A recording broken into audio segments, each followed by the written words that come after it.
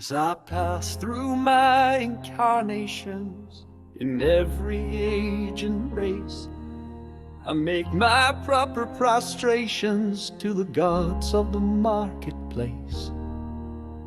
Peering through reverent fingers, I watch them flourish and fall, and the gods of the copybook headings, I notice, outlast them all.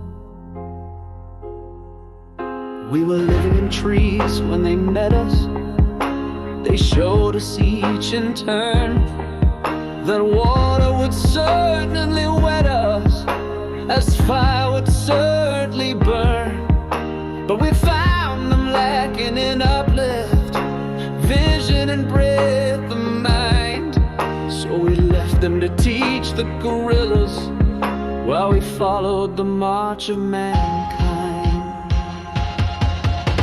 We moved as the spirit listed. They never altered their pace, being neither cloud nor windborne like the gods of the marketplace. But they always caught up with our progress, and presently word would come that a tribe had been wiped off its ice field, or the lights had gone out in Rome. With the hopes that our world is built on, they were utterly out of touch. They denied that the moon was Stilton. They denied she was even Dutch. They denied that wishes were horses. They denied that a pig had wings. So we worship the gods of the market, who promised these beautiful things. When the Cambrian measures were forming, they promised perpetual peace. They swore if we gave them our weapons that the wars of the tribes would cease. But when we disarmed, they sold us and delivered us bound to our foe. And the gods of the copybook headings said, so stick to the devil, you know. On the first feminine sandstones, we were promised a fuller life, which started by loving our neighbor and ended by loving his wife, till our women had no more children and the men lost reason and faith. And the gods of the copybook heading said, the wages of sin is death. In the Carboniferous epoch, we were promised abundance for all by Robin selected Peter to pay for collective Paul. But though we had plenty of money, there was nothing our money could buy. And the gods of the copybook heading said, if you don't work, you die. The gods of the market tumbled, and their smooth-tongued wizards withdrew, and the hearts of the meanest were humbled, and began to believe it was true, that all is not gold that glitters, and two make four. And the gods of the copybook headings limped up to explain it once more.